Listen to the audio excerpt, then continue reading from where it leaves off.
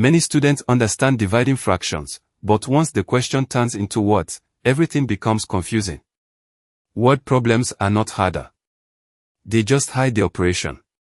When you see words like shared equally, how many in each, or divided by, you are dealing with division.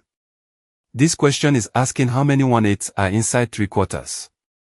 We keep the first fraction, change division to multiplication, and flip the second fraction. If this makes sense, comment yes. If not, replay this part slowly. This is another how many in each question. That tells us to divide. The answer is 4 containers. Never multiply directly in word problems. Always translate the words into a mathematical operation first. Pause the video, solve this carefully, and drop your answer in the comments.